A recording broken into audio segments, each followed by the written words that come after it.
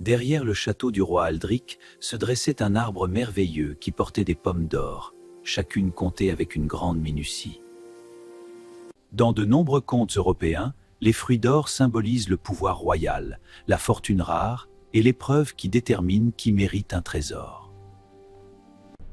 L'une de ces pommes a disparu pendant la nuit, et je saurai quel voleur ose dérober un roi.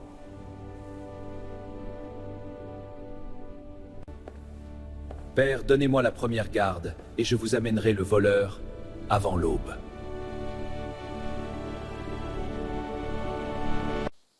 Le prince aîné veilla vaillamment au Bédému, mais minuit a humilié bien des gens qui se croyaient plus forts que le sommeil. Avant que la lune n'atteigne son zénith, la somnolence l'emporta sur l'orgueil et le prince s'endormit. Alors un oiseau brillant traversa la nuit, scintillant plus fort encore que les pommes, et déroba une autre pièce du trésor du roi.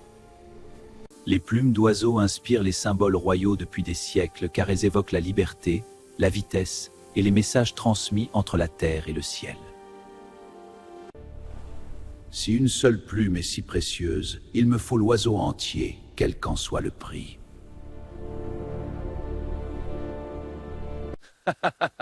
Un oiseau ne saurait me duper longtemps.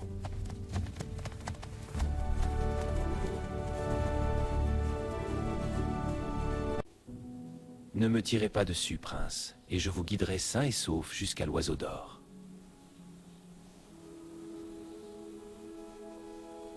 Les auberges étaient des haltes essentielles dans les anciens royaumes, offrant aux voyageurs sur des routes incertaines nourriture, ragots et dangers à parts égales.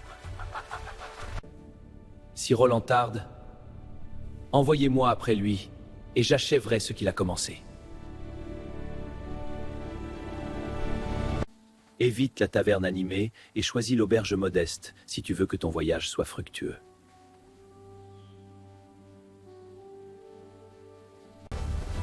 Le second frère tomba exactement comme le premier, prouvant que la tentation revêt souvent 2 fois le même visage enjoué. Laisse-moi essayer, père. Je suis peut-être le moins digne de confiance, mais je ne m'écarterai pas du chemin. Tu es le plus jeune et le plus simple de mes fils, mais si tu insistes, vas-y. Le plus jeune prince voyagea sans se vanter, emportant avec lui plus de patience que d'orgueil dans la forêt inconnue. Puisque vous m'avez épargné, je vous aiderai, et vous ne regretterez pas votre bonté.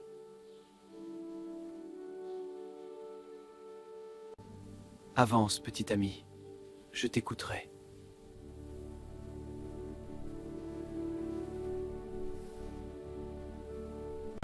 Les renards apparaissent dans de nombreux contes populaires anciens comme des guides astucieux, se tenant entre le monde sauvage et le destin des hommes.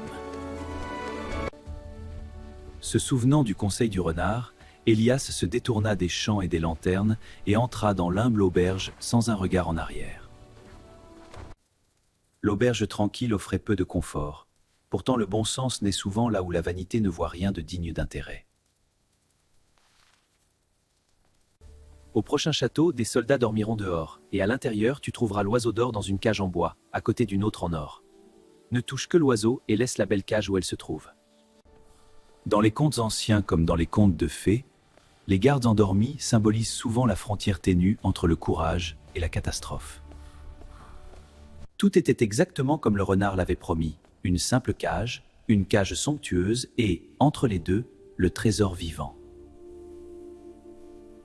Dans les contes, la tentation se présente rarement comme un mal évident. Elle apparaît plus souvent sous les traits d'une beauté qui semble aller de soi. Au moment où l'oiseau toucha la cage dorée, la salle résonna d'un cri perçant qui brisa le silence.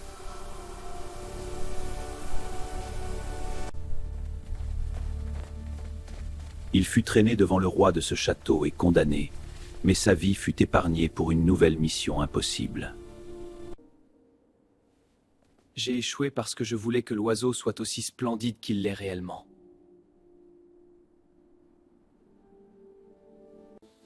Maintenant, cherche le cheval d'or, et cette fois utilise seulement la selle simple qui pend à côté de la splendide.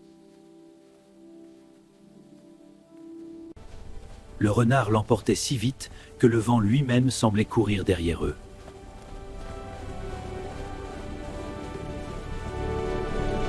Au Moyen Âge, les selles étaient avant tout des outils pratiques, et ensuite seulement des ornements. Mais les contes de fées aiment à vérifier si la beauté peut détourner l'attention de la sagesse.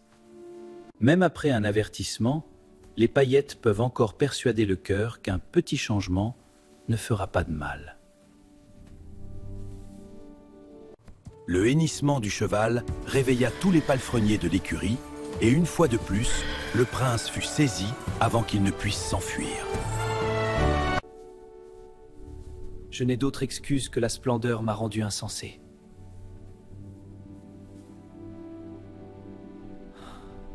Le renard l'aida de nouveau, car, dans les vieux contes, les véritables conseils mettent à l'épreuve le caractère plus que le talent.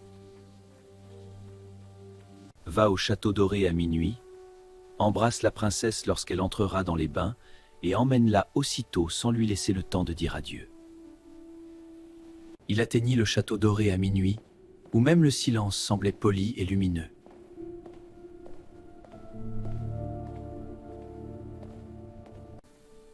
Nombre de contes de fées situent des tournants décisifs à minuit, l'heure où une vie se fond doucement dans une autre. Au lieu de crier, la princesse reconnut le courage dans le visage de l'étranger et accepta de le suivre.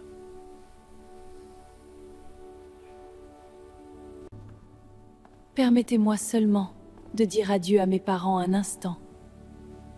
Et ensuite je vous suivrai où que vous alliez. Ému par ses larmes, il donna sa permission, et à cet instant, la clémence ouvrit la porte aux ennuis. Le château s'éveilla aussitôt, et le prince fut conduit devant un autre roi furieux. Je travaillerai jusqu'à épuisement, même si cette montagne se moque de chacun de mes efforts. Les contes de fées utilisent souvent des tâches impossibles pour révéler le caractère, montrant si un héros cède, triche ou persévère suffisamment longtemps pour que l'aide compte. Au 7e soir, il constata que son labeur avait à peine égratigné la montagne, et le désespoir s'abattit sur lui comme une pluie froide. À l'aube, la montagne avait disparu, car le fidèle renard avait accompli en une nuit ce que les hommes ne pouvaient faire en une vie. Lié par sa promesse, le roi livra la princesse Aurélia, et le prince quitta enfin le château avec son premier véritable trésor. Conduis d'abord la princesse au roi qui t'a promis le cheval, et lorsqu'il prendra congé, saisis ta chance et hisse-la sur le cheval d'or. La beauté de la princesse plut tellement au roi des chevaux qu'il ordonna avec joie qu'on amène le cheval d'or en guise de récompense.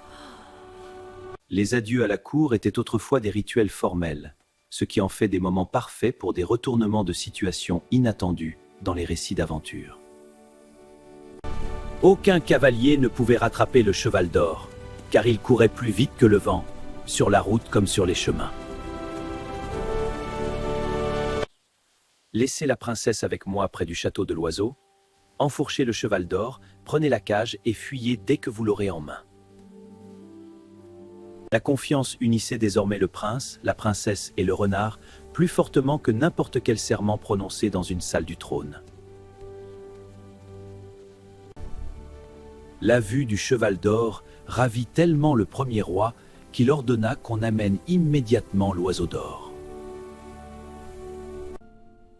La triple quête de l'oiseau, du cheval et de la princesse suit le schéma classique d'un conte de fées, où chaque récompense ouvre la voie à la suivante. Grâce à son intelligence, sa rapidité et la ruse du renard, le prince a finalement conquis les 3 trésors. En guise de récompense, lorsque nous traverserons la forêt, tu devras me tuer et me couper la tête et les pattes. Je ne rendrai jamais l'amitié par une telle cruauté.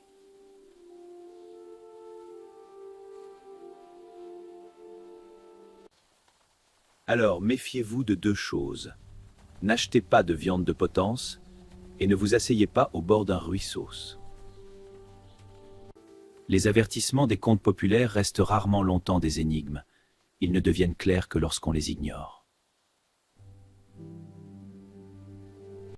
Bientôt, le prince arriva dans un village où deux condamnés allaient être pendus, et il reconnut ses frères.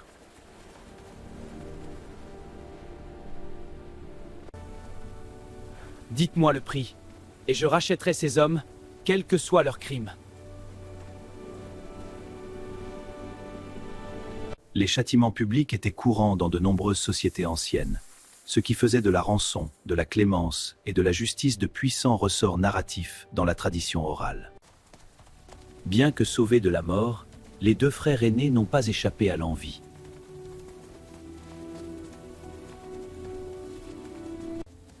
Le ruisseau semblait frais et inoffensif, le genre d'endroit où l'on oublie le plus facilement les bons conseils. La cupidité n'a pas besoin de longs discours, parfois la trahison commence par un simple regard échangé.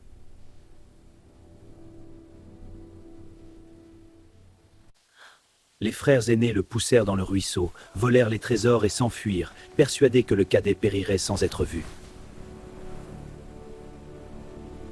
Par chance, le ruisseau était à sec, et la douce mousse lui a épargné la vie, même quand ses propres frères ne l'ont pas fait. Les frères sont revenus au palais avec une gloire volée, mais la gloire volée est rarement confortable. Dans les contes de fées, la vérité se révèle souvent par un silence inquiétant. L'oiseau ne chantait pas, le cheval ne mangeait pas et la princesse ne faisait que pleurer. Le fidèle renard ne l'abandonna pas, même après qu'un autre avertissement soit resté lettre morte.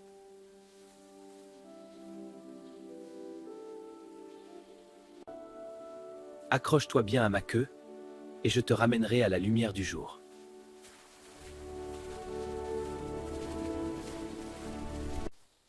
Tes frères ont posté des guetteurs autour du bois, alors change de vêtements si tu veux entrer vivant dans le château.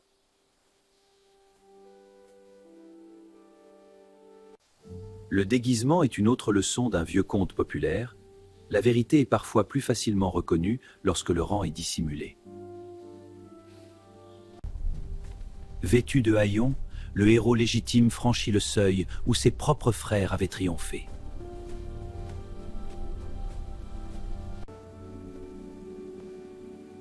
L'oiseau d'or se remit à chanter dès le retour du vrai prince. Le cheval d'or accepta aussitôt sa nourriture, comme s'il reconnaissait lui aussi la main de son maître légitime. Son chagrin s'évanouit en un instant, car souvent le cœur reconnaît un être cher, avant même que les yeux n'osent le croire. À la demande de la princesse, tous les occupants du château furent convoqués devant le roi afin que la vérité puisse choisir son témoin. L'homme que vous cherchez ne se trouve pas parmi les orgueilleux, mais parmi les humbles.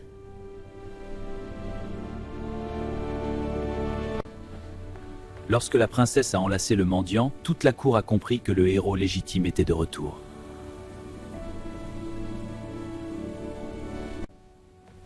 J'ai gagné l'oiseau, le cheval et la princesse grâce à un renard fidèle.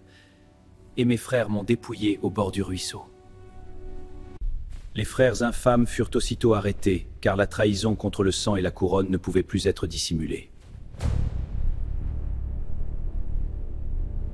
Le héros cadet apparaît souvent dans le folklore, car les histoires aiment à prouver que la sagesse et la bonté peuvent naître là où on les attend le moins.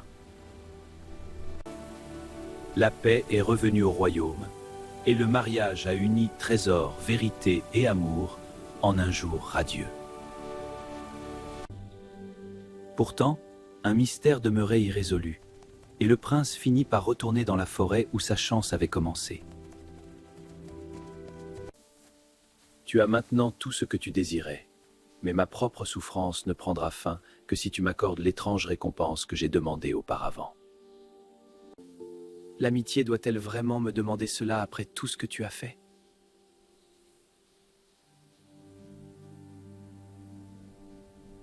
Les histoires de transformation sont anciennes car elles mêlent douleur et libération, interrogeant la nature de la miséricorde et de la nécessité. Enfin, le prince obéit, et la forêt répondit par une soudaine tempête de lumière dorée. Le renard se révéla être le frère ensorcelé de la princesse Aurélia, enfin libéré d'un long et cruel sortilège. Dans les contes populaires, les enchantements brisés restaurent souvent les liens familiaux perdus, rappelant aux auditeurs que le salut peut aller au-delà des trésors. Le sortilège levé, plus aucune ombre ne planait sur leur bonheur, et le brillant avenir du royaume fut enfin à la hauteur de ses trésors. Avant même que la vérité ne soit dite, le roi pouvait voir que la joie et le chagrin ne pouvaient coexister dans un même cœur sincère.